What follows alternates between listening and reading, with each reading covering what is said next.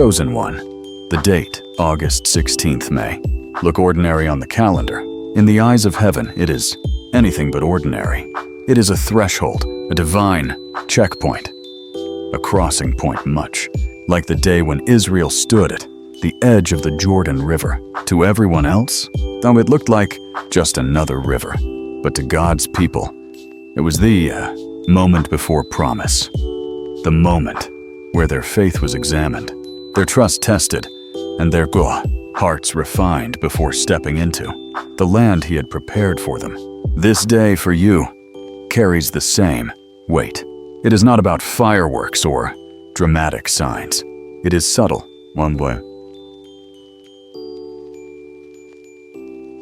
But in heaven's realm, it is pivotal. On this appointed time, the Most High is not measuring your eloquence, your ability to quote scripture, or your outward appearance. He is examining the posture of your spirit. He is watching how you carry yourself when no one applauds. He is looking at what you choose in us, silence, in restraint, in the unseen moments where character speaks louder than words. Isaiah 48:10. Hold on! Have refined you, but not as in silver. I have tested you in the furnace of affliction. That is what August 16th represents. Refining fire, not to destroy you, but to purify you. This day will reveal not how strong you sound, but how surrendered you are. Not how loudly you can defend yourself, but how deeply you trust the one who defends you. Chosen one, understand this. Elevation never arrives wrapped in comfort. Before God releases you into greater, He allows you to stand in sacred stillness, to feel the weight of silence, and to prove that your peace does not depend on people but on Him alone. August 16th is such a moment. It is not punishment. It is positioning. It is heaven's way of pausing the pure clock, testing your posture and preparing you for what's coming. So as the world sees a date, you must see destiny. As others pass the day without noticing, you must discern the call. This is not just August 16, it is a sacred threshold. And when you pass through it with faith, silence, and stillness, you will step into the next chapter not the same as before, but refined, strengthened, and readied for the promise ahead. Chosen one. When we think of trials, we often picture external enemies, loud opposition, or obvious attacks. But the truth is, the most sacred tests rarely arrive wearing the label of warfare. They come quietly, through voices you recognize, faces you love, and people you trust the most. On August 16th, the furnace of refinement may not appear in the form of strangers or public battles. It will likely come through the words, actions, or attitudes of those closest to your heart. It may be your parent misunderstanding your intentions. It may be your partner questioning your choices. It may be a friend who unknowingly touches an old wound you thought was long healed. These moments won't feel like coincidence. They will feel personal, even painful. But here's the truth. God allows these triggers not to shame you, but to show you what still needs to be healed. Exodus 14 reminds us, the Lord will fight for you. You need only to be still. The test is not about proving your point or defending your name. It's about whether you can remain rooted in peace when everything in you wants to react. That's where the true battle lies, not in what is said to you, but in what rises up inside you. Remember Joseph, betrayed by his own brothers. It wasn't strangers who sold him into slavery, it was family. And yet years later, when power was placed in his hands, he chose forgiveness over retaliation. What the enemy meant for evil, God used for good. In the same way, what may come through loved ones is not meant to destroy you, but to refine you. Chosen one, do not take the bait. The enemy knows he doesn't need a sword to wound you. He only needs a sentence that touches an unhealed scar. But you are wiser now. You are more anchored. The test is holy, subtle, dreamt, and your response, which your restraint, will reveal just how deeply you've grown. So when words cut close, pause. When misunderstanding stings, breathe. When the urge to defend rises, remember the Most High sees what others don't. This moment is not about them. It's about you, your maturity, your trust, your alignment. And when you choose peace over pride, silence over striving, you step into a greater authority that no human approval could ever give. Chosen one, the world often tells us that silence is weakness, that if we don't defend ourselves, we'll be walked over, that if we don't explain, we'll be misunderstood. But heaven's wisdom is different. Sometimes the loudest declaration of faith is not in the words you shout, but in the peace you protect. Silence, when guided by the Spirit, is not emptiness, it is strategy. Proverbs 17:28 says, "Even fools are thought wise if they keep silent, and discerning if they hold their tongues." This is not a call to passivity. It is a call to power, under control. When you refuse to react out of pride or pain, you step into a higher authority. Your silence becomes a shield, roar that heaven hears even if the world misinterprets it. Think of Christ standing before Pilate. The Son of God could have spoken 1,000 words to justify himself, to silence his accusers, to prove his innocence, yet he remained quiet. That silence was not defeat, it was divine alignment. It was the fulfillment of prophecy and the demonstration that not every battle is won by words. Some are won by restraint. On August 16th, this lesson will matter more than ever. The test will not be whether you can craft the perfect response, but whether you can hold your peace. When someone close to you says something sharp, when misunderstanding arises, when emotions are stirred, your greatest weapon will be your stillness. Not a passive silence born of fear, but an intentional silence born of trust. Chosen one, understand this. Silence is not the absence of power. It is the evidence of it. Anyone can lash out. Anyone can argue.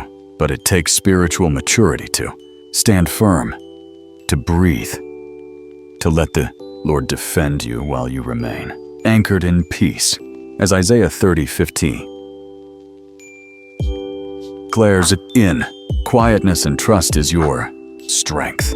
So the next time the urge rises to prove, to explain, to defend, pause. Let your silence preach louder than your words. Let your restraint roar louder than your reactions.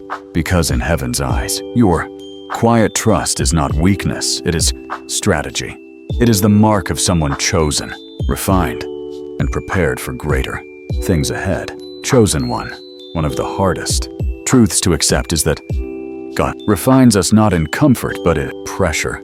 He does not sharpen us in silence alone, but in the furnace of affliction, where heat rises and emotions press against us. Isaiah 48:10. Behold, I have refined you, but not as silver. I have tested you in the furnace of affliction. This refining fire is not meant to destroy you, but to shape you into someone who can carry greater glory. Think about gold. It doesn't reach purity without fire. It must endure the melting, the burning away of impurities until only the precious remains. So it is with you.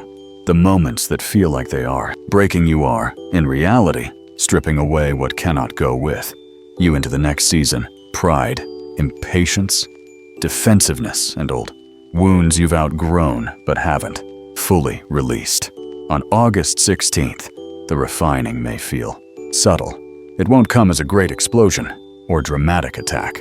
It may come through a simple conversation that feels sharper than usual, a misunderstanding that stings, or a trigger that pulls you back toward an old version of yourself. But this is not punishment. This is purification. Heaven is turning up the heat just enough to reveal what still lingers in your heart, not to condemn you, but to cleanse you.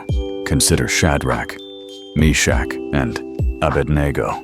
They did not shout in the fire. They didn't resist with panic. They simply stood, confident in God, and the fire that was meant to destroy them only burned away what had bound them. They walked out refined, freer than before. That is the nature of God's refining pressure. It does not consume. It liberates. Chosen one. When the pressure rises, remember this. It is not proof that God has abandoned you. It is evidence that He trusts you. He knows you can withstand the heat because He is in the fire with you. Your growth is not measured by how loudly you fight back, but by how deeply you remain anchored in peace, even when the furnace glows around you. So don't despise the pressure. Don't fear the heat. Let it do its holy work. For on the other side of this, refining fire is not loss, but increase. Not shame, but strength. Not weakness, but wisdom. You are being purified into someone who can carry more peace, more authority, more of heaven's weight. And when you emerge, you will not come out fragile. You will come out fireproof. Chosen one. Heaven is not measuring you by how loud your words are, but by how steady your response is. On an August 16th, the true test will not be what others say to you, but how you choose to respond. Your reaction is not just a moment, it is a declaration. It speaks to heaven louder than any speech, and it echoes to the unseen realm as proof of where your faith truly rests. You see, anyone can praise when life is peaceful. Anyone can stand tall when everything feels secure. But the measure of faith is found when you are pressed, misunderstood, or tempted to defend yourself. In those moments, every response becomes a testimony. Will you choose pride or peace? Will you react from old wounds or respond from new wisdom? Scripture reminds us in James 19, let every person be quick to hear, slow to speak, slow to anger. This is not weakness. This is wisdom. When you hold your peace, when you resist the urge to explain yourself to those who cannot grasp your calling, you are showing heaven that your trust is not in people's opinions, but in God's plan. Think of Joseph once again. Betrayed, abandoned falsely, accused, and left in prison. He had every reason to lash out when he finally had power. But his response revealed his faith. He said to his brothers, "You meant evil against me, but God meant it for good." Genesis 50:20. That was not just forgiveness, it was a declaration that his trust was bigger than his pain. On August 16th, your silence may feel costly. Choosing not to defend yourself may sting. Allowing a harsh word to pass without reply may feel like surrender, but in the spirit, that silence is your roar. It is you declaring, "I trust the Gia, Lord, more than I trust my emotions. I choose peace over pride. I choose calling over comfort." Chosen one. This is how promotion is birthed, not in the noise of arguments, in the restraint of wisdom, not in proving your worth, but in resting in God's verdict. Your response is not just for this moment, it is shaping the next chapter. Every word you hold back, every pause you take, every moment you choose peace is a seed planted into your future, and heaven will water it with favor. So let your response preach. Let your peace be louder than your pride. And know this, when you stay still, heaven sees. And when heaven sees, everything begins to shift in your favor. Chosen one. One of the greatest mercies of God is that he doesn't just bless us on the surface, he goes deeper. On this appointed time, August 16th, the Spirit may touch places within you that you thought were healed, but were only hidden. Old wounds, old triggers, old memories may rise, not to haunt you, but to heal you. This is what makes the test sacred. When someone close says something sharp, it may sting more than you expect. When a conversation reminds you of a past betrayal you may feel, emotions you thought were long buried. Don't mistake this as regression, it's revelation. God is showing you what still lingers. Not to shame you, but to set you free once and for all. Psalm 147:3 declares, He heals the brokenhearted and binds up their wounds. Notice, it doesn't say He ignores wounds, it says He heals them. But healing cannot happen if the wound stays hidden. Sometimes God allows pressure, triggers, or even misunderstandings to expose what is still tender, because He loves you too much to let you carry that pain into your next season. Think of Joseph again, standing before the very brothers who sold him. That moment wasn't just about power, it was about healing. God brought the old wound to the surface so Joseph could release it, forgive, and walk forward in freedom. The same may happen for you. The sting you feel is not punishment. It's God's way of saying, this is the place I want to heal. Chosen one. When the wound rises, don't run. When tears come, let them flow. When old anger stirs, pause and pray instead of lashing out. These emotions are not signs of weakness. They are signs that the Spirit is doing surgery on your soul.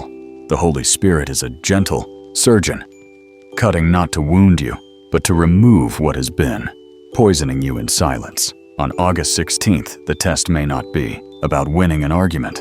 It may simply be about recognizing an old scar, inviting God into it, and choosing to respond with forgiveness instead of bitterness. That choice is powerful.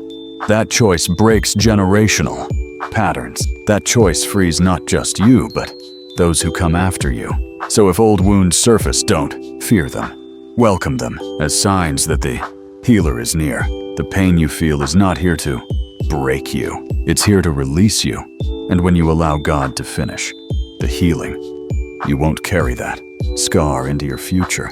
You'll carry wisdom, freedom, and the strength to walk unshaken into your destiny. Chosen one. The world may see peace as passivity, as weakness, as silence in the face of conflict. But heaven knows better. Peace is not the absence of power. It is the evidence of it. It is strength restrained, authority under control, and confidence that does not need to prove itself with noise. Isaiah 30:15.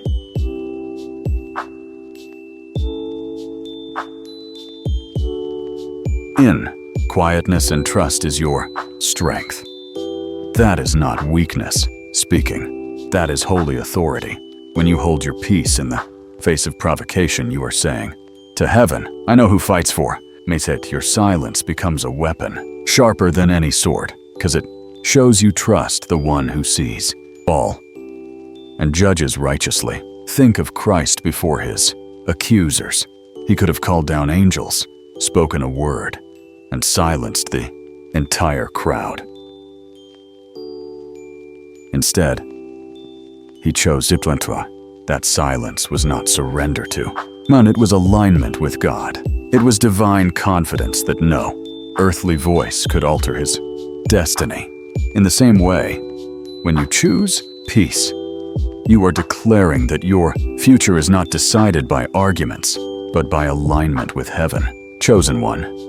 On August 16th, you may be tempted to match the noise, to defend, to explain, to prove your worth. But remember, true warriors don't swing at every shadow.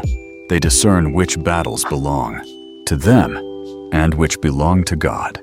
Your peace is proof that you're anchored, not tossed about by every word or every wound. Peace does not mean you are blind. It means you see more clearly than anyone else. You see the bigger picture. You know that the conversation in front of you is not just about emotions, it's about destiny. You know that your restraint in the moment is shaping your access to what comes next. Proverbs 16:32 says, "Better a patient person than a warrior, with self-control than one who takes a city." Think about that. Heaven values your peace more than your power, your ability to remain calm, to stay still, to breathe before reacting is greater evidence of maturity than any defense you could give. So don't mistake your peace for a weakness. It is your roar.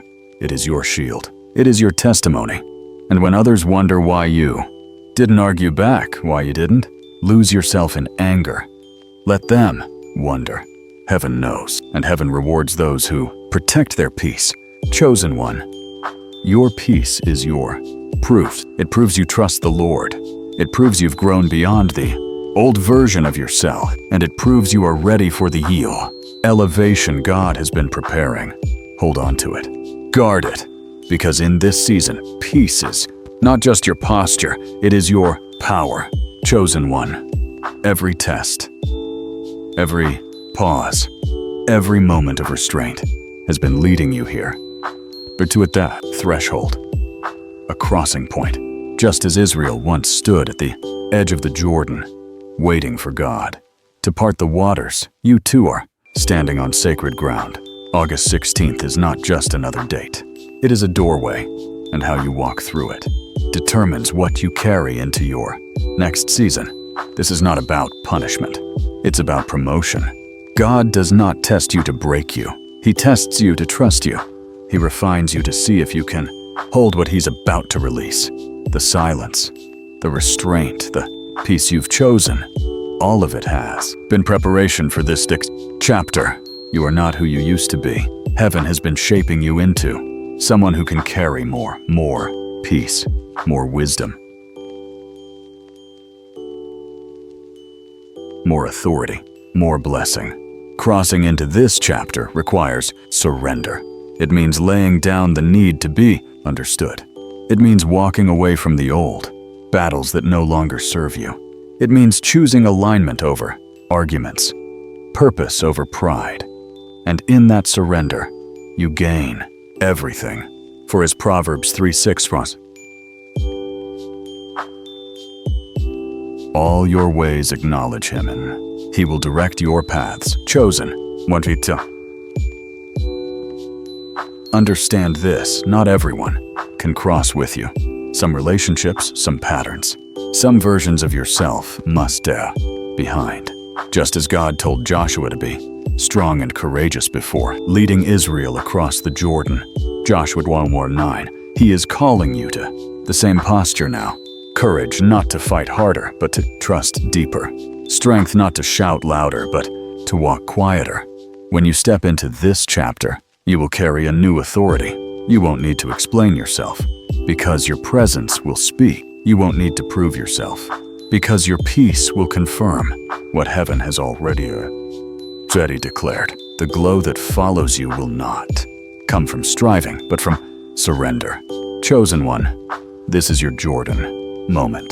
The waters are parting, the path is opening, and heaven is watching to see if you'll walk through with stillness, with strength, with trust. Don't shrink back. Don't cling to what's behind you. Step forward with faith, because what awaits on the other side is not just survival, it is destiny. So cross boldly. Cross with peace. Cross with heaven's assurance. Echoing in your spirit, you are